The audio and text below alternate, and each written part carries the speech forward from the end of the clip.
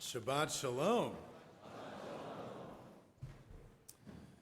One of my favorite movies has a scene where it's the end of the school year and there's like an assembly and the principal says, you know, many kids ask me every year how I cannot waste my summer vacation playing with friends and going to the beach.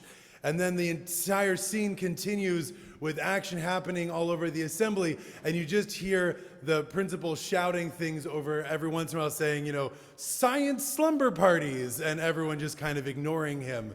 And on a day like today, that's kind of how I feel giving a sermon right now. So I appreciate you all being here and listening and learning. And the parsha that ends the book of Vayikra ends with this sort of proposition of if you do good things, here's all the good things that's going to happen. But if you don't, then some really, really horrible things are going to happen to you as well. And God sets up this reward and punishment system. And the line that God uses to introduce that is somewhat odd, especially in its redundancy. So it says that if you do not, if you do not shamu, listen to or understand me, vilo ta'asu et kol mitzvot ha'ela, and don't do all of these things, then really bad stuff's going to happen.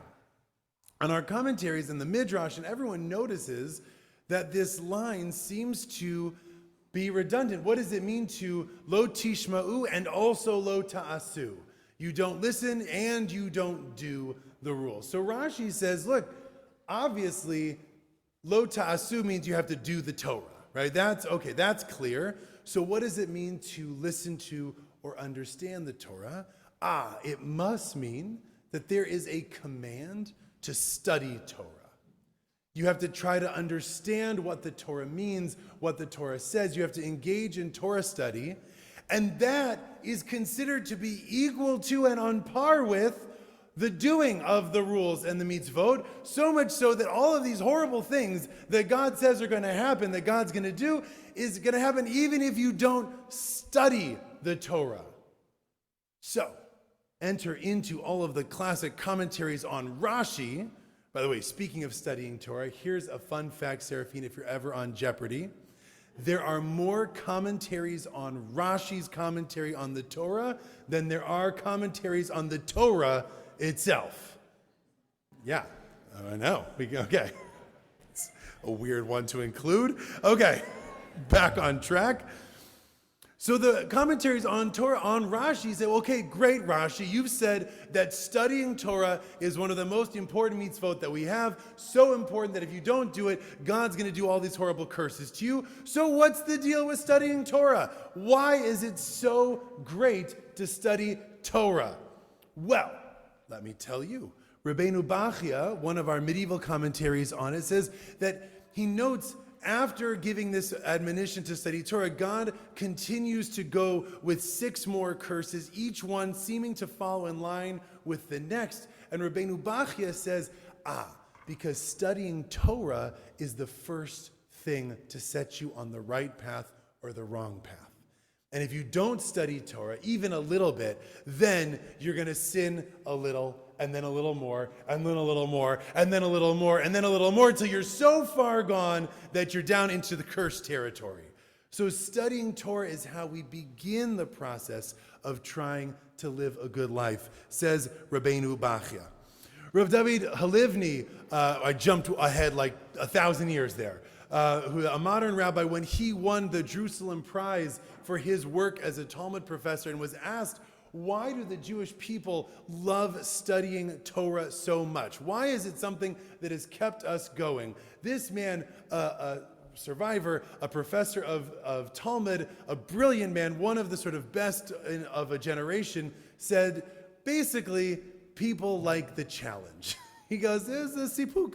They like to feel like we've accomplished something, understanding something complex that we then can explain to others. And that is the value of studying Torah, is that it teaches us that we're able to understand something. It teaches us how to learn, and it gives us the satisfaction of understanding something that when we opened the book seemed incredibly complex and unknowable, and now we understand it. And finally, on the idea of why it's so important to, not finally, this one, sorry, then one more, I apologize. Learning Torah is an important thing.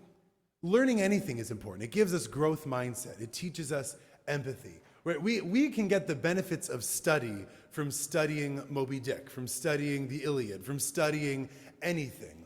But the Torah is the Torah. The Torah is given to us by God. The Torah has within it all of the secrets of creation wrapped up. And when we study Torah, according to the rabbis, it's not just that we're learning something holy, it's that we are thinking God's thoughts. When God was writing all of the things that our beautiful Torah readers read today, God was thinking, well, what that really means is, well, what that really means might be this. And so one of the commentators on Rashi, Gur Aryeh, says that the study of Torah teaches us that there is something hidden in the world. And we learn both the pshat as well as the drash. We learn the simple meaning of something as well as the secret meaning, as well as the extrapolative meaning of something. And it's that act of exegesis that teaches us what God was thinking when God dictated the Torah to Moshe. And so by learning Torah, we are actually approaching divinity in the way that we study.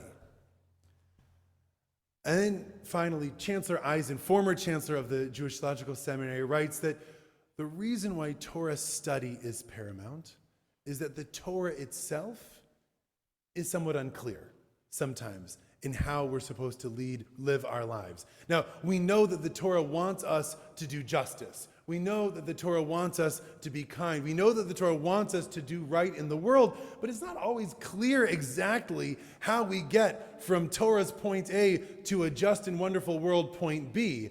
Enter the need for Torah study. Torah study is how we take the values, how we take the rules, how we take the theology inherent in this holiest of books, and we apply it to the world around us to make the world around us a better and more just place. And we see this for the good, and we see this for the bad.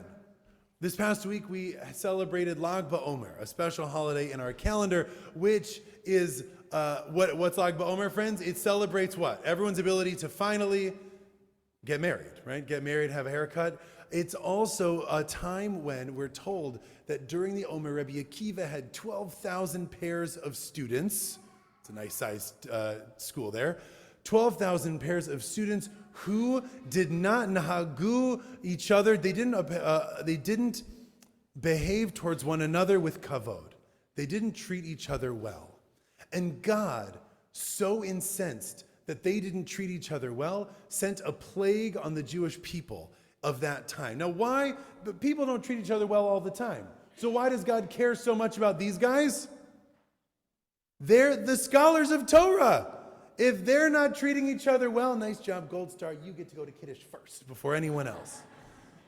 If they don't treat each other well, then people might think that the Torah says it's okay to not treat each other with kavod. Torah scholars have these extra rules on them. They have to be perfect, beyond reproach. They have to treat each other well. And so God sends this plague on the people, which abates on Lag BaOmer, thank heaven. But God sends it to show just how important not only the study of Torah is, but getting Torah right and treating each other well because of it is. The rabbis in the Talmud go on and they say that Torah is a perfect medication, right? In the Shema it says v'samtem, right? That you shall place the Torah above your heart and above your eyes. That they split those two words and they say that no, Torah is a sam tam, a perfect medication that's an antidote for anything that we need in the world if we use it right. The Torah can be the thing that saves us. There are problems in our world, friends, too many to recount right now, don't worry. But we have the cure. The cure is in this book that we treat with such veneration. It has its own place right here, that we read it every single week, that we read it multiple times a week, that Torah study itself is so important that God threatens to punish us if we don't do it. The Torah and the study of Torah puts on us certain demands to be caring, demands to be giving, demands of service, demands of community, demands of holiness and how we can approach being holy in our lives. The Torah teaches us and asks us to be our best selves. The Torah requires that we study it so that we can learn how to bring it into a world that is sorely in need of its medication. So, friends, we've got a summer to go before the high holidays, before we stand before God and we are accountable for all of the things we did and didn't do this year. You've got one last quarter, trimester left before that to study some Torah, to make learning part of your life. You can do it here at the shul. You can do it on your own. There are many ways that you can bring Torah study into your life this summer. You've got a little extra time. Check out Project Zug. Check out Mike Elkins' Torah class on Monday nights. Yeah, please do. Give me a call. I'll give you books. Whatever it is, there are plenty of ways that we can and should bring Torah study into our world because the Torah is needed in our world, and the study of Torah is how we get there. It's how we make live the words of Rabbi Hillel when asked what the Torah means. He says, the Torah means don't do unto other people what you would find hateful. The rest is commentary. Now go and study it. Shabbat Shalom.